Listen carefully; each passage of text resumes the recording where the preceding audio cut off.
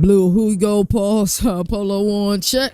I don't even got no hat on today. Check. Welcome to another marvelous episode. We are live at ACC Media Days in Charlotte. It is day 2. It is so much marvelous things to talk about today. Director Mike, I'm going to ask you a favor. Can you flip that camera over for me? Yep. Actually, no, keep it towards you, only because when the battery exhausted and all of that stuff. So we got a jam-packed episode for you today. We're about to get into the news segment.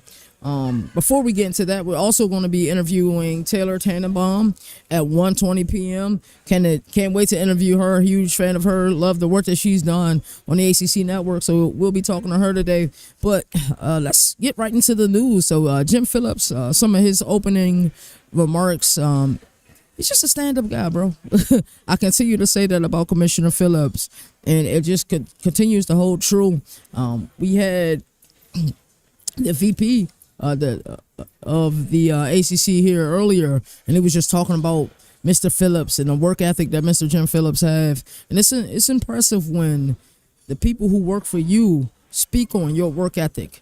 You know, when you're at the top, it's easy to kind of coast, right? But they said that man comes in and he works and he puts the work in, and he's just as cool with the football coaches as he is with the basketball coaches, as he is with the soccer coaches. So I think that speaks wonders about your character when you're like that.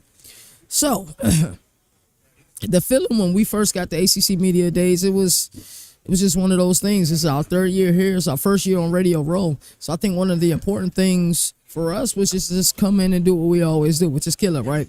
But having that aspect of being on Radio Row gives you so much more information, so much more intel, and the ability to communicate with you guys live. So you guys are seeing it as we're seeing it. You're seeing people walk past us. You're seeing different people come up for interviews. So I got an overall good feeling. I feel like the last 3 years that I've been here, one of the first people I see is Jim Phillips. He was the first person we saw our first, time here, introduced themselves, welcomed us. Year 2, it was more the same. He remembered us, and then seen him at the ACC championship game, and we just kept showing up. We was also at the college basketball media days in October. So I think the ACC appreciates what CFB Nation does for their brand, and what the ACC has done for our brand, as they were the first conference to credential us, So I think it's incredible, when you build these relationships, and these relationships are built upon the things that they need to be built upon. So excited for that.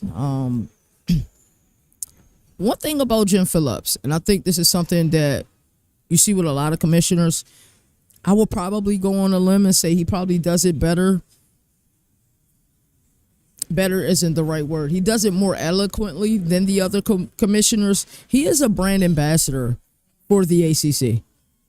He is a brand ambassador. He really speaks on this conference. He will double down on his opinions on this conference, and it's not done in a way that is attacking. We'll see Commissioner Sankey of the SEC sometimes get into these modes where we feel like, yes, we know the SEC, we know the gauntlet of the SEC, we know how tough the SEC is, but we feel like he'll take unnecessary, sneak disses towards another conference.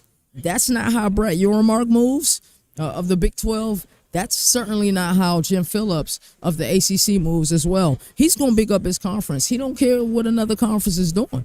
He's going to tell you, hey, this is what we do really well. We are the conference of quarterbacks, and we've seen that, especially over the last decade or so, how many quarterbacks the ACC has put in the NFL. 2 of the first 3 quarterbacks selected in the 2025 NFL draft came from the ACC.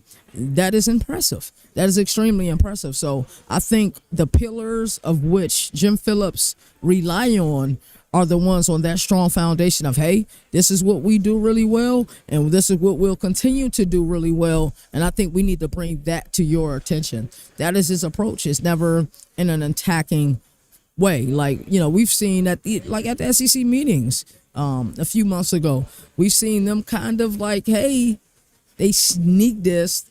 It wasn't out in the open, but they kind of sneak this the Big Ten. And then we'll see, stuff like we saw with Vandy quarterback Diego Pavia, where we seen him kind of take a sneak diss towards, playing in the SEC versus, and even though he didn't play in the Big Ten, but that feeling. And then Brett Bielema came out and said, hey, these kids are only repeating what's being told to them. And I thought that was a great statement. It's like, this isn't just coming out of the thin air. So while, we are thinking that, hey, that the Big Ten and the SEC are going to kind of formulate the future of the sport.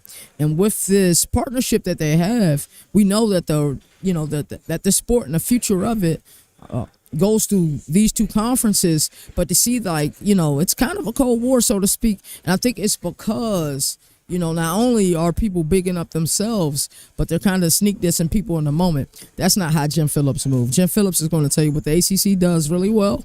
And he is going to continue to push that and continue to be a brand ambassador for it. And he's been outside, bro. We've seen him in Radio Row, quite a few times. He's working. He's here. He's working. He's putting in the work. Shout out to Commissioner Phillips. And like I said, I just think that's where we're at.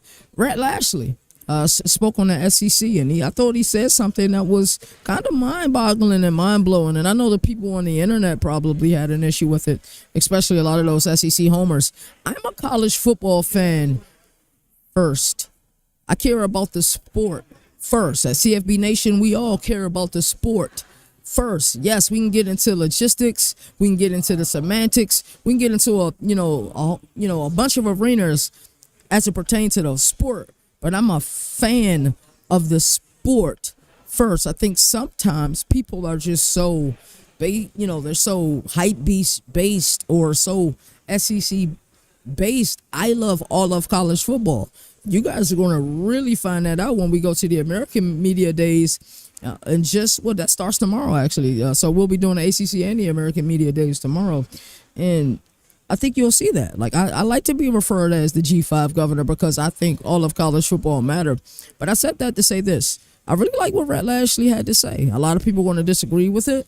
A lot of people aren't going to like it. But he was like, since 1964, I think was the year that he said only 6 teams has won the conference or won the title. I forgot exactly what he said.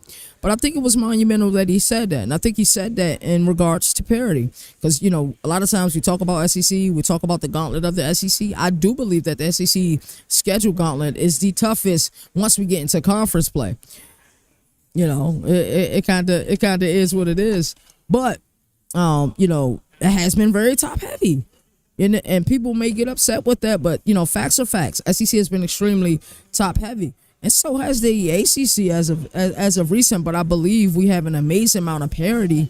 I think there are, probably with the exception, if we move Clemson out of the equation, I think that team who can be in the ACC championship can be a lot of different teams. I think parity is there. Now, I think no conference has more parity than the Big 12, and that's not a shot at the ACC. That's just me speaking candidly and speaking honestly that I believe that the Big 12, I believe is that even of a conference. I truly do. Anybody can win.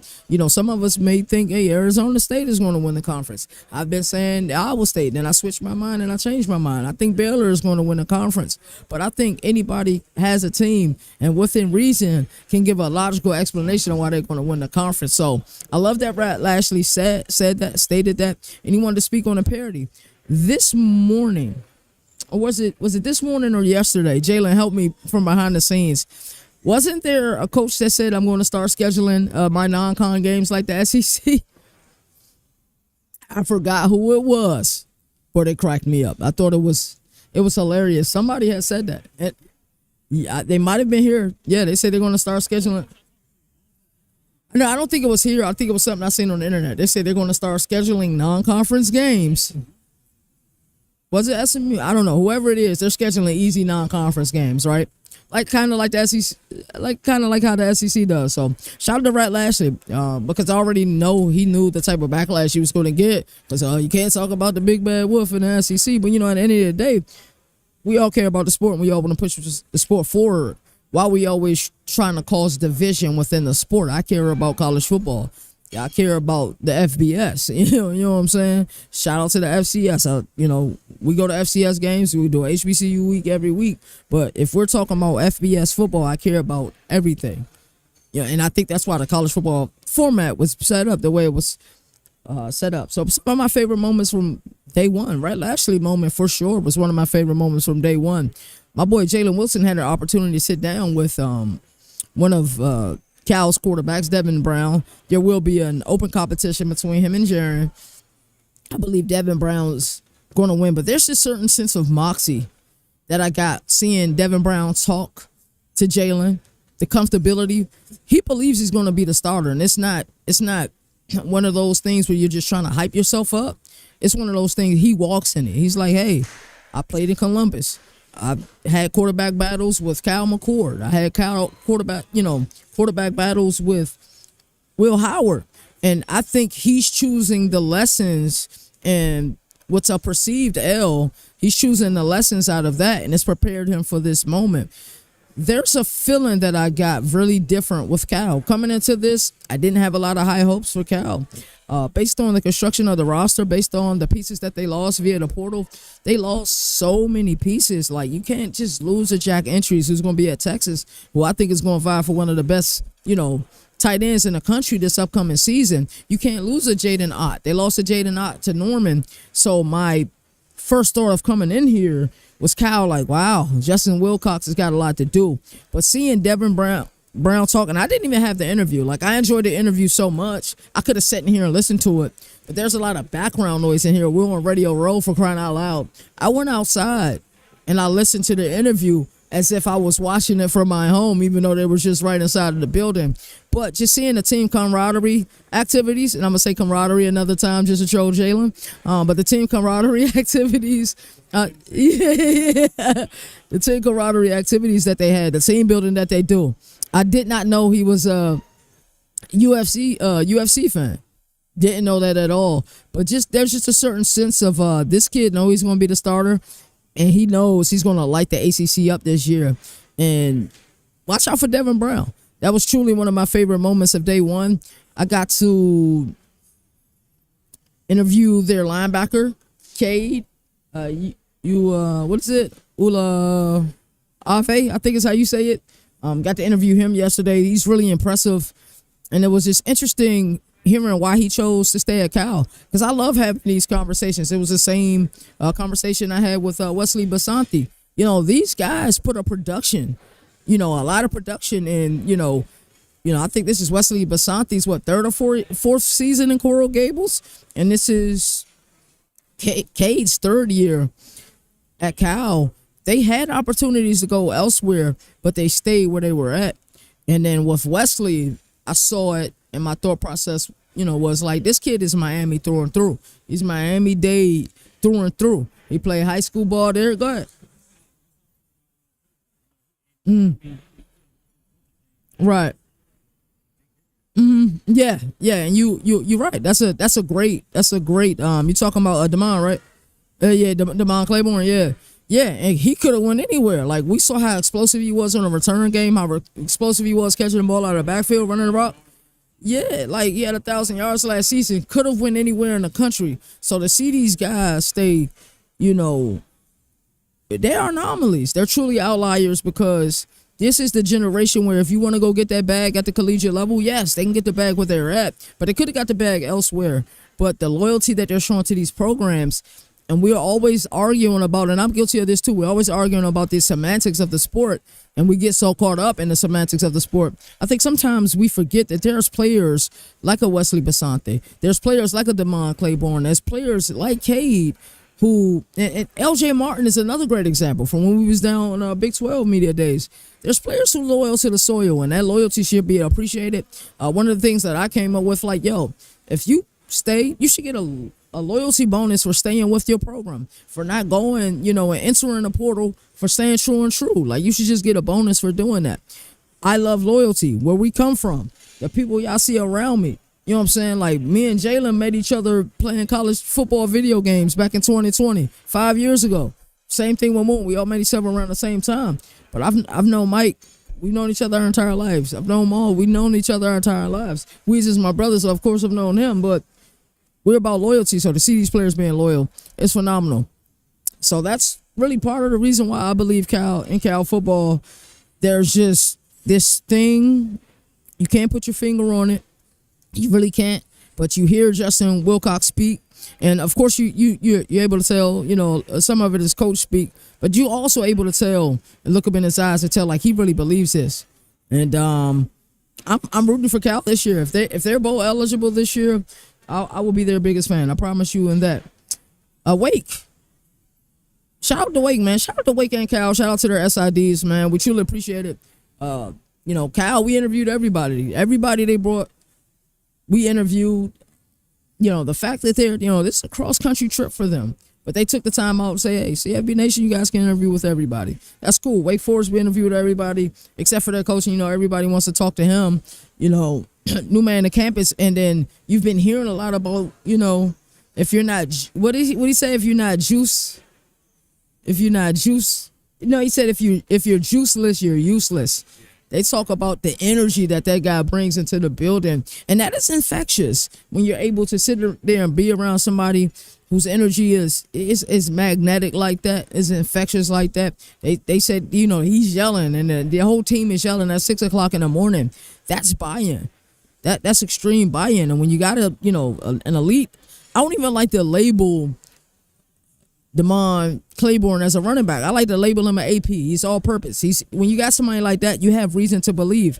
If Robbie Ashford can find a way to win this quarterback competition for Wake, I think they can be dangerous. I really can, because you put an elite running back like that, the type of things you can do with Robbie Ashford and Damon Claiborne will be impressive. So Wake can certainly be dangerous. Yesterday, it was actually this morning. I didn't see it yesterday because we were on Radio Row.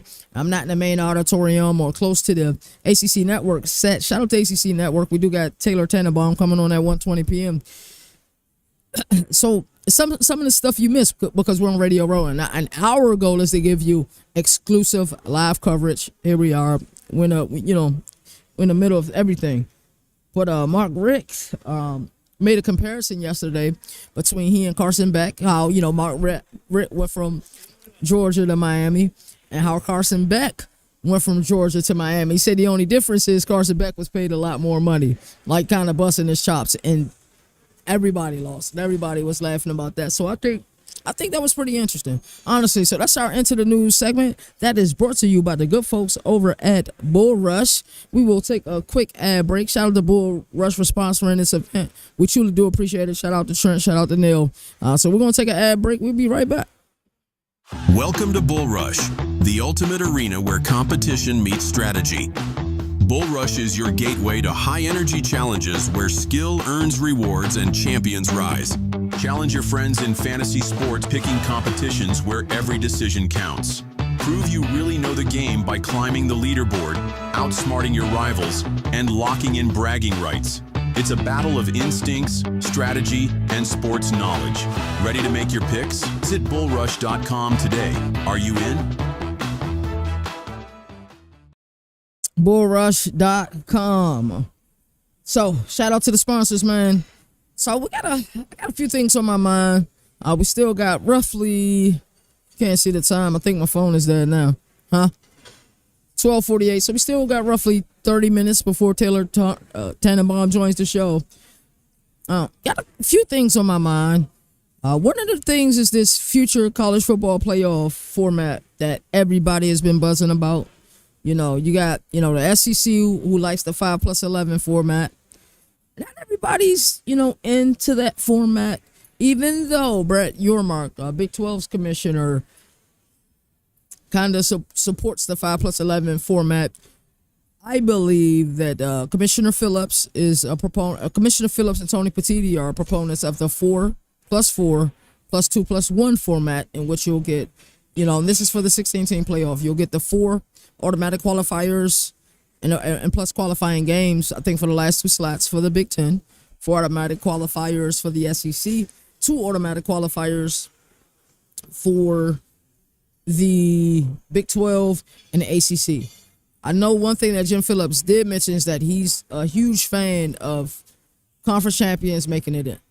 You winning a conference championship game and you having that automatic, weigh in. And I think that's important as well. So the format I support most is the 4+4 +2+1 format. And the one is the group of 5. And then after that, what is that, 11? And then you have your 5 at-large teams. I think that's the best format. It guarantees that the ACC and the Big 12 will get their 2 teams. SEC, Big 10 gets their 4 teams in. And then, people are fighting for the group of 5 get their bid. And then the last 5 spots are up for grabs.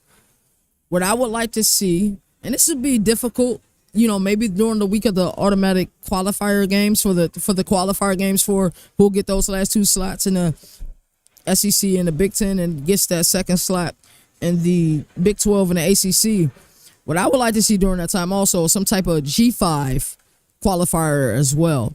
If there's, the top 2 teams got to square off, and then, the highest rated top 2 teams, whoever makes the play-in game, because these will essentially be play-in games, will end up being in the playoff. How you guys feeling about the format? Don't be afraid to like, comment, share, subscribe. We love everybody who watches this show. We're live, man, 4 days a week, Monday, Tuesday, Wednesdays, Thursdays. I do have a scheduling announcement. There will be some changes to the scheduling, to the format. I'm finally doing this full time. So what you guys can expect from me doing this full time now is, one, you still get your 4-hour episodes a week. That time slot may be changed a little bit. We might move that up. May do it at 11 a.m. I'm still figuring out. 4 p.m. was a really good time slot. Always had a lot of viewers in there at 4 p.m. May go back to the 9:30 a.m., maybe at 10 a.m. I like the sound of a 10 a.m. But more importantly, what you'll get is me doing other college football shows, emergency episodes. Like if something amazing happened, bro, let's turn the camera on, let's go live, let's talk about it. So that's, I don't know what that was. I thought it was like a fire drill in this show. Yeah, it's about to get up out of here. But that's what it is. So let's look at some of the teams and players that are here today. I know we're meeting with quite a few Syracuse players later on, so you'll see me, Jalen, and Moon go live for that later. Florida State, they brought in Tommy Castellanos, Darrell Jackson Jr., Richie Leonard the fourth, and Earl Little Jr. Georgia Tech bringing Cal Eford, Haynes King. Shout out to Haynes King. This Haynes King, our third year here with Haynes King. Malik Rutherford, who I thought could have really had a breakout year last year. Keelan Rutledge. Louisville, Miller Moss, Chris Bell, TJ Quinn, Antonio Watts. I have reason to believe Moon is on a mission right now, and I got a hunch that he's looking for Louisville's SID. Pitt bringing Kyle Lewis, who I think is the best defensive player in the ACC, most slept on defensive player in the ACC. Desmond Reed, Linda Cooper. Reed is another one of those dynamic ball carriers. And Javon McIntyre, Syracuse, Ricky Collins, Dan Villari, Barry Buxton III, Jack Stonehouse, and then Wake Forest. And you'll see all of these interviews. Actually, I think the only one we were live for was the Damon Claiborne one, but you'll see the other ones. We'll bring them up. Little Easter eggs. We always love to keep Easter eggs, so when we're back at home base and we're doing our live shows, we can still give you that feeling that we're still at the event. I see BC in the building. It's a lot of people here, a lot of really cool people here. A shout out to ESPN Radio and Richmond sitting right behind us. Jack and I forgot my other man's name. They've been showing love. Shout out to them. Shout out to college football. College football is in the air. I haven't been paying attention to what's been going on at Big Ten Media Days. Jalen, you hear anything about what's been going on at Big Ten Media Days? We did. We heard about Deshaun Foster, right? Yeah, I remember that. I have high hopes for UCLA this year. I really do. Really high hopes for UCLA this year. So I'm interested to see what's going on there. And we got to make it out. We got to make a trip out there. I think they had their media days in Las Vegas this year, right? Yeah. In years. Yeah, it's definitely been a while since they've done that. This morning, we've also met with one of the heads of the Peach Bowl. That was dope. Him and Moon had a really, really interesting conversation. It's just really cool to be able to talk this sport that we love so much with the, the movers and the shakers of the business. I think that's the incredible thing. Like, what you don't realize is, and what you don't pay attention to when you get into these buildings, and Mr. Singleton said this earlier, work as hard as you possibly can. That's the key. It's like ACC is family. It was when we went to Frisco for Big 12 Media Days, it's always me, Director Mike, and Moon who kick everything off. So we went down there. With a business mindset. We came down there. You guys probably don't know who we are, but after we leave this event, you're going to know who we are. And that was our goal accomplished. This has a different feel to it. ACC is family. Not saying that the Big 12 is family, because the Big 12 is family now, but the ACC is family. We've been here before. We kind of done that. It was business as usual approach, but we still enjoyed ourselves. We went out last night. Shout out to Zodiacs. Zodiacs need to give us a sponsorship, man. but shout out to them. We had a ball yesterday. We got some good laughs in. But yeah, when you're in these places, make sure you come in, work hard, and then enjoy yourselves after it. And that's why, we didn't catch ACC's after party event yesterday at the public house, where we will be going to their after party event. Actually, will be? Are we going to the public house today? We're gonna have time? Maybe. Okay. I hope we do. I genuinely hope we do.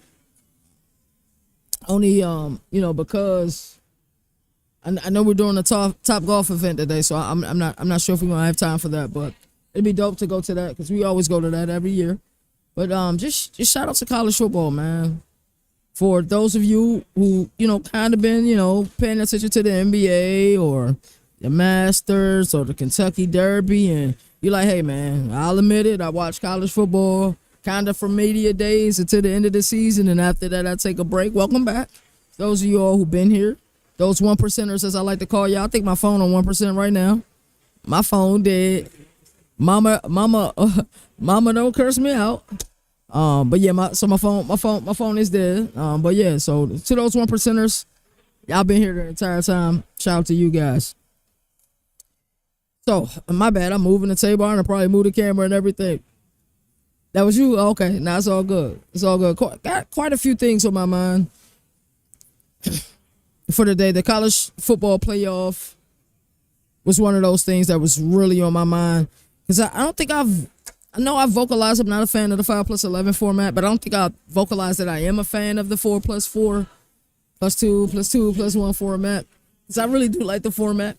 How soon do you think we'll get to the 16 teams is kind of the question that I have. One of those overarching themes in my mind. How soon do we get to that 16-team playoff? Because if the Big 12, if the Big 10 and the SEC was on one accord like they're supposed to be with this partnership, I think we would have more announcements. And I think all of the semantics and all of the nuances will sort itself out.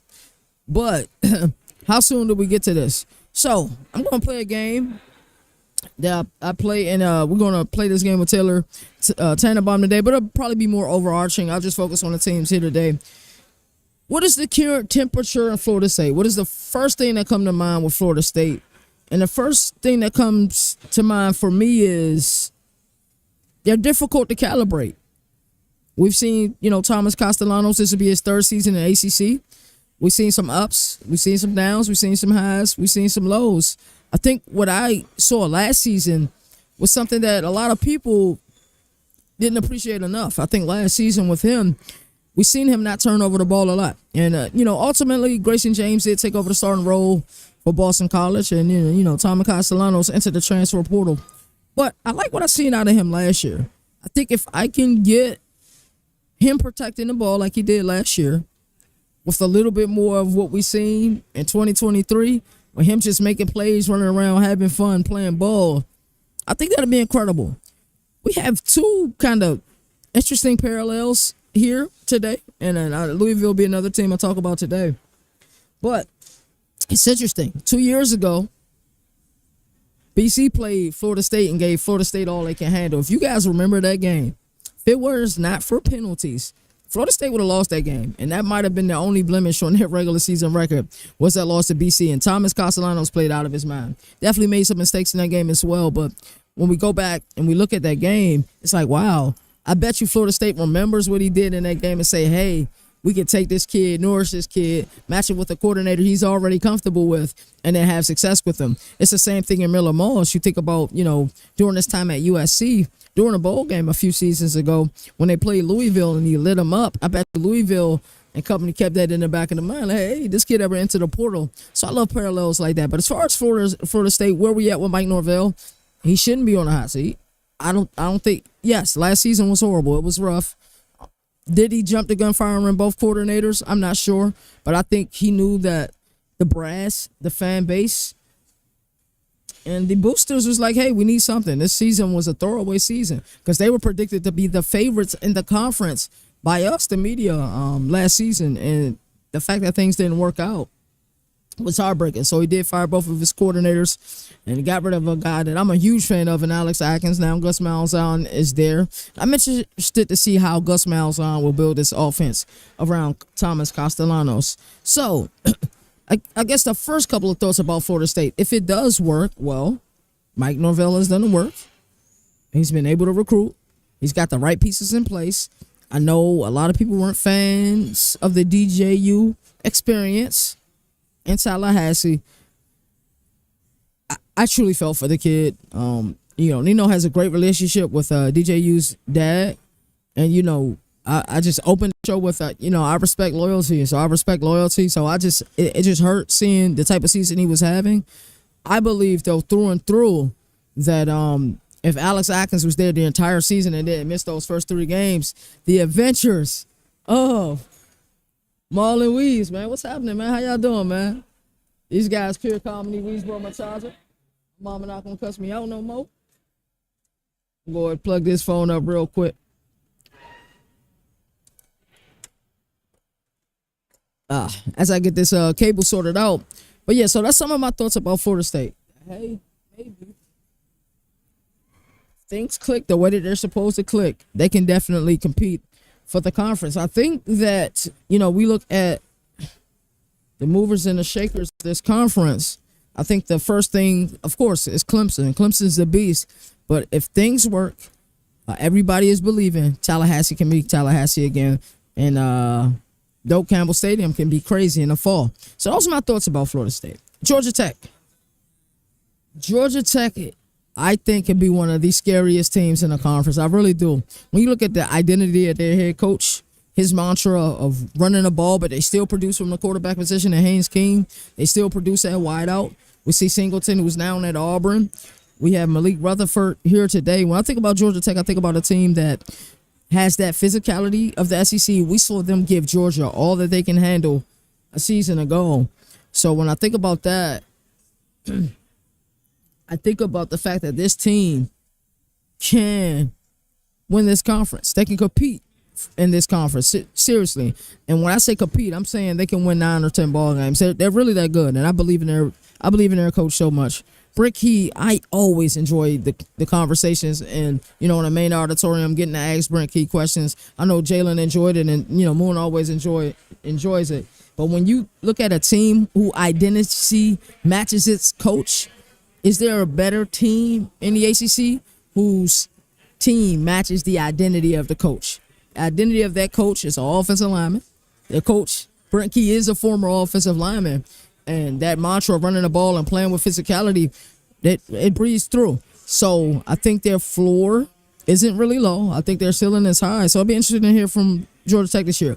What I think about Louisville, I think if anybody who's been watching this show, I've been a huge fan of Louisville. I've talked them up. I've talked about the ease of their schedule. I talked about the fact that they play 8 home games this season. The only 4 away games that they play are the games that were mandated that they have to play away by the ACC. And I think you look at a kid like Miller Moss. Let's go back. Let's go back to 2023. Jeff Brom and Brian Brom's first year there. They went and got a kid from Cal, Jack Plummer. Jack Plummer came in. Boom. Jack Plummer's playing on Sundays now for the Carolina Panthers. Now we look at Tyler Shuck. Tyler Shuck, we seen him at Oregon. We seen flashes, didn't translate. Texas Tech, seen flashes, didn't translate. Went to Louisville, had a damn good season, best season of his career. He was the 3rd quarterback selected in the 2025 NFL draft. So we're seeing this product work. And now enter in Miller Moss, a guy who I think was scapegoated, in my opinion, during his time in Southern California. And I look at this kid, and I can say this kid can throw the ball. I like him from a talent perspective more than I like Tyler Shuck. That's going to upset some people. I'm just saying at the time that they arrived at Louisville, I do like Miller Moss's skill set more than I like Tyler Shuck's. That'll upset some people. I don't care. I watch college football. This offense is going to be nasty. We love talking about Isaac Brown and how dynamic he is, but Duke Watson is just as good. Just as good. I think the kid averaged 10 yards per carry, something astronomical like that last year. We see a lot of running backs, spellbacks get a lot of hype. Duke Watson is a name I don't think enough people are talking about. Chris Braille is going to bring them the experience that they need outside. You know that Louisville is going to play, physical and win that war of attrition on the line of scrimmage, both offensively and defensively. So I like what Louisville has to offer. I think this is the team in the conference to compete with Clemson. I think Miami is right there. I just need to see some things, but I know what Jeff Brom and company is going to bring. There's going to be a discipline there. There's going to be an attitude there, and they're going to come, and they truly believe they can win every ball game. That's where I'm at with Louisville. Pitt. I like Pitt. I can't help but like Pitt. I like to drive up to Pitt, too, because when you drive from where I'm at in Virginia, you go through Virginia, West Virginia, Maryland, and Pennsylvania. It's such a beautiful drive, like a mountainous drive. And then when you enter the city of Pittsburgh, it's like bumper-to-bumper traffic. So you done went through all these rural areas, and then you go to Pittsburgh, it's bumper-to-bumper traffic. I enjoyed my time last year, heading up there, watching them play Syracuse. I saw Fran Brown earlier, speaking of Syracuse, and we will be doing some interviews with Syracuse a little bit later. We got about 14 minutes before our interview with Taylor Tannenbaum. So, yeah, Pitt, I like Pitt a lot. I think already told you guys, I think Kyle Lewis is the best defensive player in the conference. I stand on that. They got a dynamic running back in Desmond Reed. This team is built the right way. What Pat Narduzzi, one of the things he always likes to say is like, hey, man, I can think of 3 teams that have won a ACC, conference championship in the last, I forgot how many years it's been now, maybe the last 17 years. And they'll be like, hey, it's Florida State, it's Clemson, and it's Pitt. And a lot of people forget about that. So I love that statement. But Pitt is one of those teams that I don't want to say I'm calibrating because I feel strongly about Pitt. But I think I want to see a little bit more at fall camp to see where we at with Pitt. Syracuse, I talked about Fran Burner earlier. We get to interview, I think, all of their players a little bit later today. Only person we won't be interviewing is Fran Brown, and he's been busy because I think everybody loves Fran Brown. I think he's just one of those guys, huh? Yeah, we saw him earlier when we went to the corner store, and I think he's just a guy that he's got that infectious energy. I think everybody truly does enjoy being around Fran Brown. And, when you look at it, the grand scheme of things, there's some few things we got to calibrate with Syracuse. So I'm in a wait and see with Syracuse. I'm hopeful just because of who their coach is and who I believe Fran Brown is. And I know that when a player's looking in his eyes, they're looking in the eyes of a guy that they trust, of a man who keeps his word. And as a player, you have that comfort. And he's real, bro. Like, I remember when Trevor Pena was saying the type of money he wanted. He said, what do you say, $2 million? He said, hey, that kid in Columbus is worth $2 million. I'm not giving the wide receiver $2 million. He's straight up. Some of y'all probably took offense to that, but I like the transparency. I like the fact that he was straight up, and that's impressive. And then I already talked about Wake. I'm optimistic about Wake. I think if I had to say what word best illustrates how I feel about them, I think it's optimism. And if you're juiceless, you're useless. I've never heard that, but that's something that I think I'm gonna have put on my wall every day. That way, before I leave out of my room, I make sure my energy is right. If you're juiceless, you're useless. Shout out to our sponsors, Bull Rush. I'm so proud of our partnership with Bull Rush. To me, when you make content, you start to become really, you're starting to excel in the making of the content. You started to grow your fan base, and you're starting to have a voice. I think it's extremely important to build partnerships with people that you trust, with people that you can contact, and there's not an email or something like that. If I email Trent, Trent's going to email me back immediately. I can reach out to Trent via DM. If I need to call Trent, I can call Trent. So when you have those type of people and you build on those type of relationships, there's no other brand I wanted to represent us here at ACC Media Days than Bull Rush. They were their first brand that I reached out to. They were the last brand I had to reach out to. And I told them straight out, I'll reach out to you guys first because of our partnership. And that's important. And we're going to continue this partnership with Bull Rush. Speaking of which, we are going to take a brand break. You guys going to hear from Bull Rush real quick. Welcome to Bull Rush, the ultimate arena where competition meets strategy. Bull Rush is your gateway to high-energy challenges where skill earns rewards and champions rise. Challenge your friends in fantasy sports, picking competitions where every decision counts. Prove you really know the game by climbing the leaderboard, outsmarting your rivals, and locking in bragging rights. It's a battle of instincts, strategy, and sports knowledge. Ready to make your picks? Visit bullrush.com today. Are you in?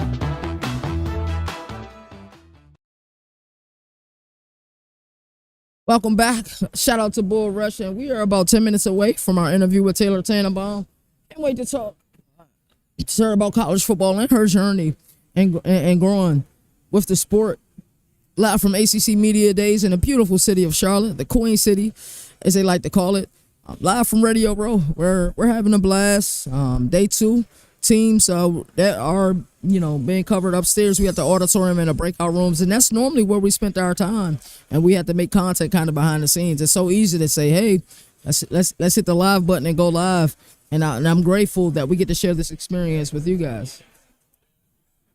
Our group chat is hilarious, man. But anyway, let's get back to the regularly scheduled programming.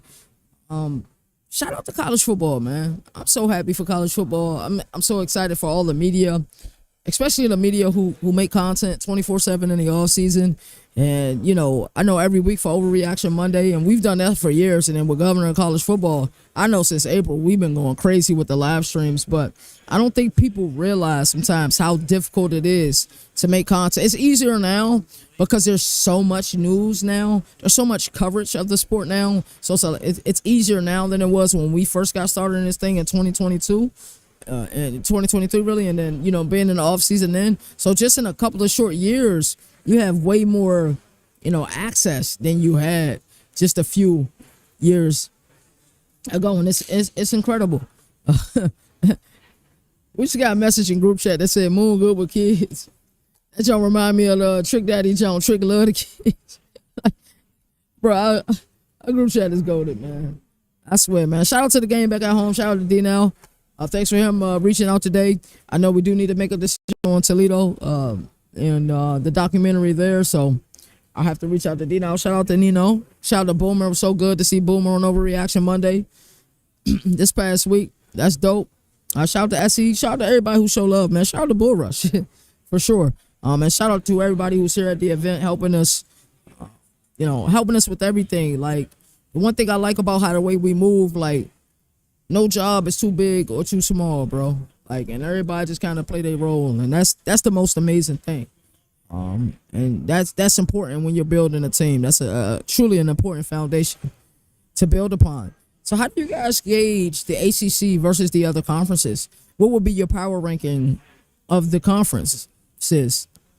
Now, I think if I made a list on just like the best teams, right? Of course, I think we would end up going with SEC,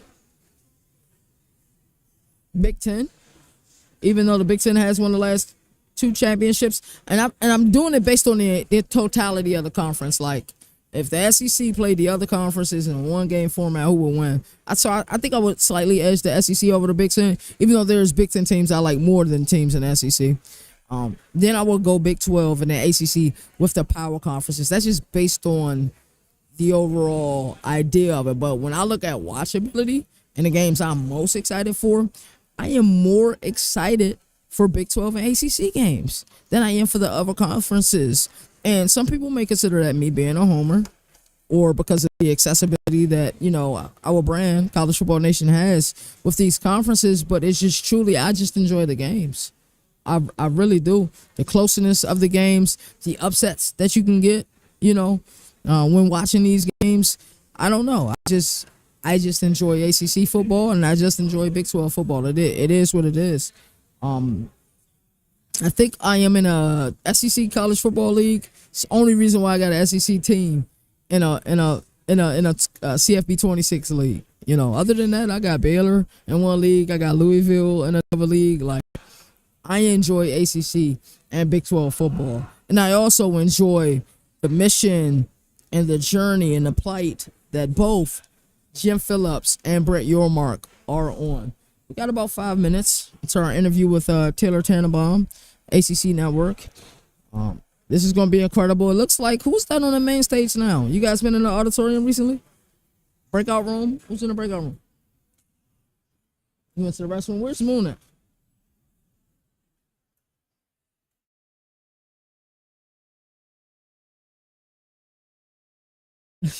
Who was he talking to?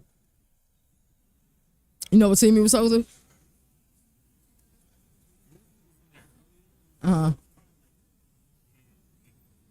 Okay. Could be Florida. Was Florida State in the breakout room earlier? Okay. Okay. Okay. That's what's up. Moon Vibes just text me. Syracuse is in the breakout room. Shout out to Syracuse. We will be meeting with Syracuse a little bit later. About 5 minutes into our interview with Taylor Tenenbaum. Let's talk about what we can expect from ACC Media Days tomorrow. Tomorrow's going to be extremely difficult because we have, not difficult. Difficult was the wrong word. For you guys, tomorrow's going to be extremely fun because we're going to be up here for ACC Media Days. And then we got to run to the convention center and start our American Media Day coverage. But I'm excited for that. Jayla, can I actually see that paper you have in your hand now? Thank you. Let's preview some of the teams that'll be up here for ACC Media Days tomorrow. We got Boston College, and they got Bill O'Brien. Players that'll be here is Lewis Bond, Davion Crouch, KP Price, Virginia Tech. I'm excited to see Virginia Tech, of course. No coach I'm more excited to see than Brent Pry every year. Cameron Jones, Kelvin Gilliam Jr., and Jaden Keller. Clemson, of course, they'll be here. They'll have Dabo, Cade Klubnik, TJ Parker, Peter Woods. Duke is up here from 1 to 1:30. Manny Diaz, Darian Mensah, Chandler Rivers, Wesley Williams. North Carolina is here 2 to 2:30. Bill Belichick will be in the building tomorrow. That's crazy. I'm excited for that. It's going to be interesting. NC State is in the building as well with Dave Dorian, CJ Bailey, Caden Fordham, and Justin Jolly. So, yeah, that's super impressive. Super exciting. Now, honestly, can't wait for it. American, the amount of access we have for American Media Days and being on their Radio Row, it's been tremendous. So shout out to the American Conference. Also shout out to the ACC Conference, of course. But with the American, like I said, the access that we have, I think there's a little bit more button up. They're not bringing as many players. And I think that's impressive.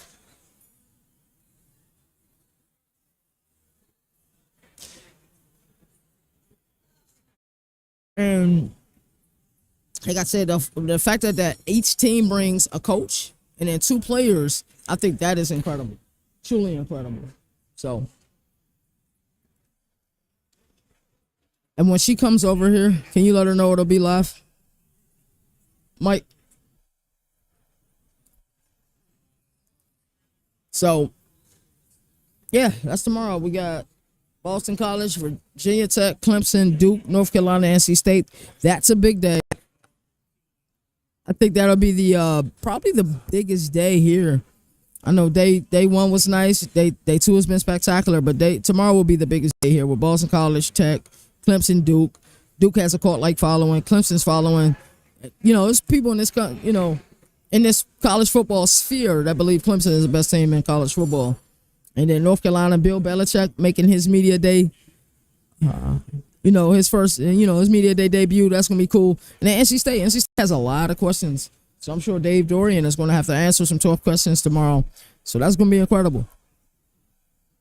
Truly incredible. So I'm excited about that.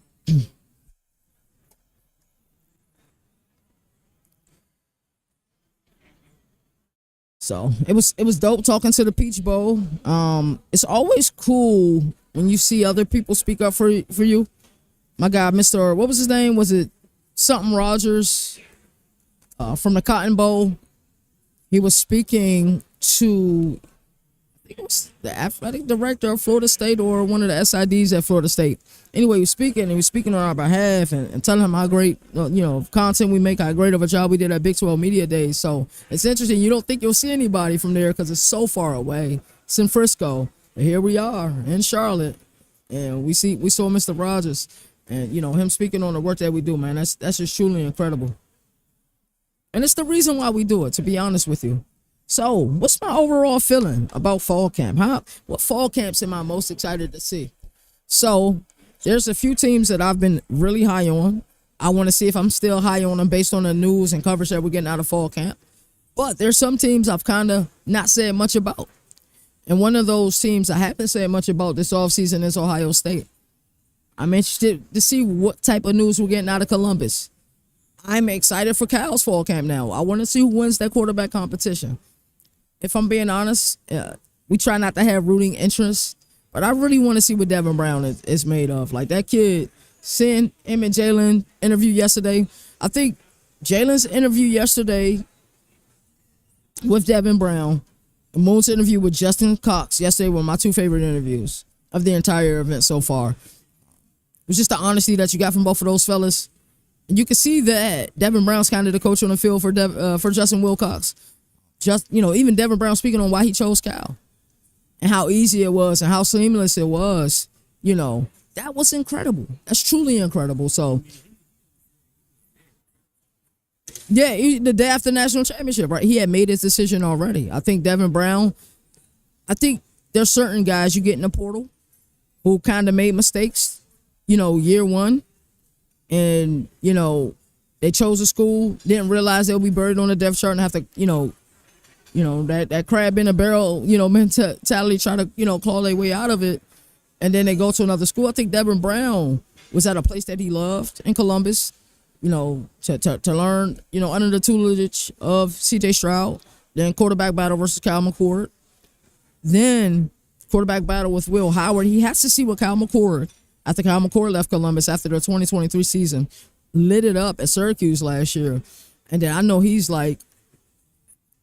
got this look in his eye, man. I'm telling you, Devin Brown, I'm excited for Cal's fall camp. I'm excited for the team down in Tallahassee fall camp, too. Because we all know who they got week one. They got Alabama week one. Tom Castellanos has run from no smoke. He said he's ready. He said they're not the same, they're not the same without Nick Saban. So we're going to have to see. Now, what I think most people are expecting is Alabama to march into Tallahassee and beat the hell out of them. What happens if Thomas Castellanos was right? What happens then, right? Truly, what happens if Thomas Castellanos defeats Alabama? Are we going to praise Florida State and Mike Norvell and say they're here again? Or are we going to say, Kalen DeBoer lost the locker room? It'll be the latter. That's what people are going to say. They're not going to credit Florida State, for being sound and being ready for the game. They're going to discredit 100% Alabama. And it's just the way it works. And it's week one on top of that. So excited for week 0. Really excited for week 0. I'm excited to announce my college football playoff. I'm excited to see Moons. I'm excited to see Jalen's. I'm excited to see, Nino's.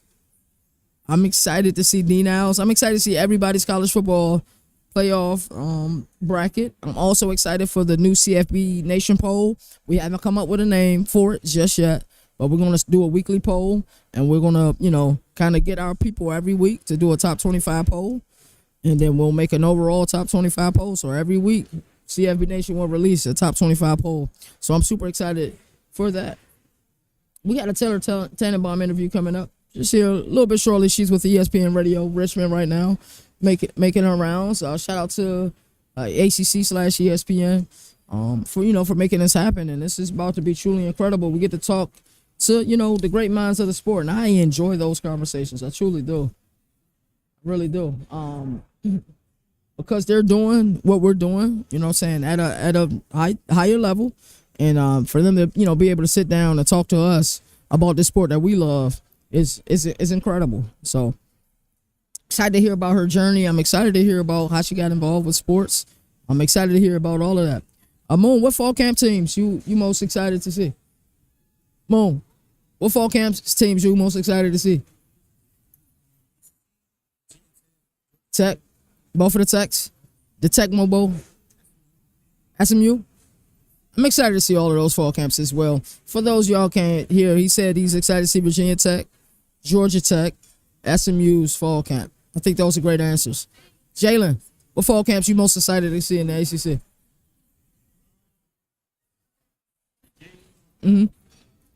UVA, Tech, SMU, Georgia Tech, SMU. I think mine is Cal and Wake in the ACC, and then probably everybody else's. Yeah.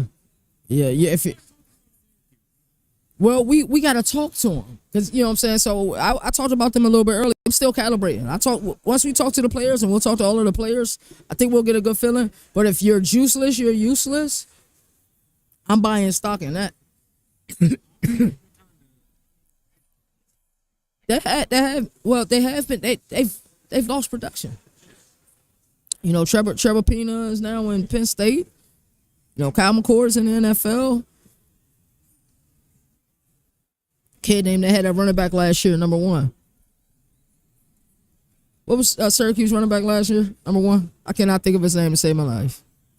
Syracuse running back name last year, number 1. LaQuint Allen. He's in the NFL now, so they lost some production, so I think people are calibrating. I think people believe in Syracuse because they believe in Fran Brown. But I think for the moment, people are just truly calibrating, to be honest with you. So, shout out to Bull Rush. We're going to take an ad break. We'll be right back. Welcome to Bull Rush, the ultimate arena where competition meets strategy. Bull Rush is your gateway to high-energy challenges where skill earns rewards and champions rise. Challenge your friends in fantasy sports, picking competitions where every decision counts. Prove you really know the game by climbing the leaderboard, outsmarting your rivals, and locking in bragging rights. It's a battle of instincts, strategy, and sports knowledge. Ready to make your picks? Visit bullrush.com today. Are you in? It's got some really cool breaking news. We'll be getting some interviews with Georgia Tech. There was a few teams we didn't hear from, a few teams we need to follow up with for tomorrow. We got to, from a logistical perspective, got to figure out how we're going to schedule this thing tomorrow because we got to be at 2 places at once. But Bull Rush is going to make it happen. So we're going to make it happen. I'm excited. I'm excited for it. So have we heard back from Virginia Tech? No? Okay. So I know there's a phone call I can make for that. So just remind me to make that later on. And I'll call them and see what we can pull off. Oh, I'm live, so I can't say what I really want to say, but you know, it is what it is. Hey, how's it going? Hey, how's it going? Hey. Yeah, we live. Yep. Alrighty. Welcome in, Taylor Tannenbaum, everybody. ACC Network. Can we adjust this 2-shot? Alrighty, appreciate it. How are you? How's your event been so far? It's been good? It's been good. Moving pretty quickly. We're what, midway through day 2 at this point? Day 2 already? Yes. Yeah, we are. So I want to talk to you about how'd you get started with sports? Did you play sports when you were younger? What was your the first sport you fell in love with? So I always played sports. I grew up playing soccer. That was probably my main sport. I was never like Division I athlete kind of soccer player, but I played all growing up. And then in high school, I played flag football in high school too. It's a sanctioned sport in Florida. So that was a blast. But really it was because my dad growing up owned sports memorabilia stores in South Florida.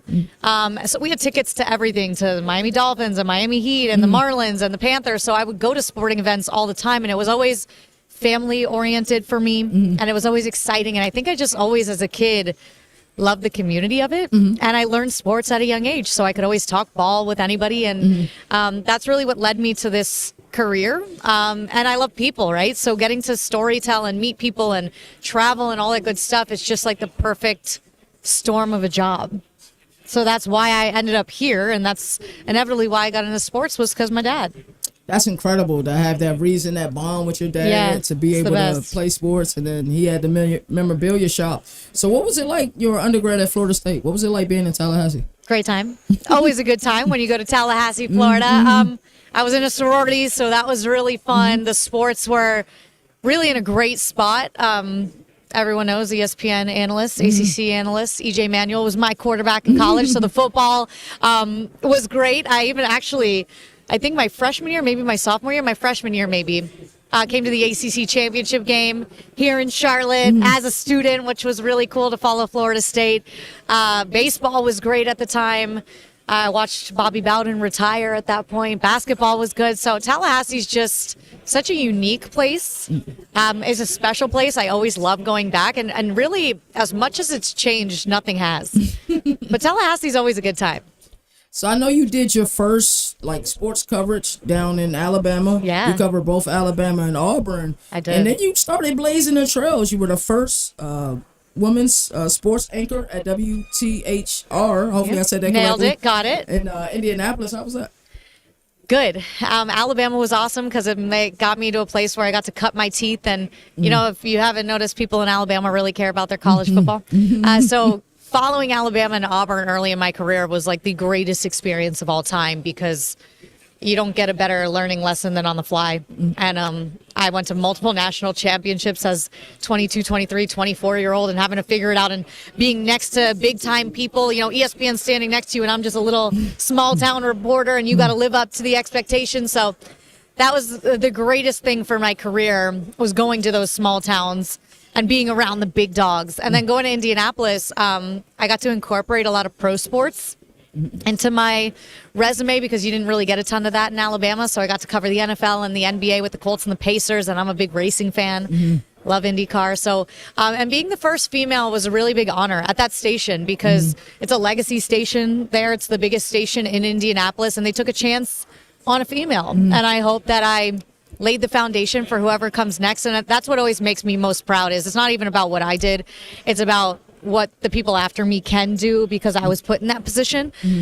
So really special to always have that kind of tied to my name. That's incredible. Yeah. So we were at Big 12 Media Days about 2 or 3 weeks ago. Feels like forever ago now, yeah, right? It does. And we got to play an amazing game with Greg McElroy, Ross Dellinger, and Matt Berry, one of your colleagues. Yeah. And I want to play the same game with you. So I'm going to name a team. Okay. You let me know, how you feeling about them. First thought that comes to mind when I mention a team. Okay, let's go. And it can be as it pertains to the upcoming season. Florida State. We'll start with Florida State. Optimistic.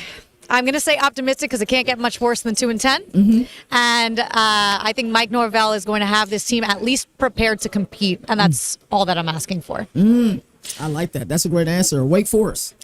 Wake Forest, maybe a little slept on. They're going to catch some people by surprise because I love Jake Dickert's energy. And in talking to their running back, Damon Claiborne, it is a different vibe in Winston-Salem. He's bringing the juice, as he likes to say. And I think they'll be prepared. They're going to be prepared, and I don't know everyone's going to be prepared for them. One of the best running backs in the country, I'd argue, in Damon Claiborne, for sure. He is. His all-purpose ability, even in a return game, he's incredible. He's great. And the way Great personality, too. That was the most I've sat and talked with him. Really cool kid. Young man. I like that. I like that a lot. Let's talk about Pitt. How you feeling about Pitt? Ooh, Pitt's a funny case study. I think they will be better than they were last year. As Coach Brent Key from Georgia Tech eyes me right now. He's trying. I'm not talking about your Jackets right now. I'm talking about the Pitt Panthers. We'll bring them up in a second. Oh, the cover. Oh, it's Georgia Red. I'm sorry, Coach. I'm sorry. For the Pitt Panthers, I think defensively they're always going to be good. Offensively, how do they take the next step? Speaking of great running backs, Desmond Reed and all-purpose players, stud. I think he takes another step coming from, he was at FCS level. Now he'll be year 2 at the FBS level. And Cade Bell will be 1 year older, 1 year wiser as their OC. If they can stay consistent, Pitt can be really good. And I expect them to be in the conversation. They were early last year and fell off. I expect them to be more steady this year.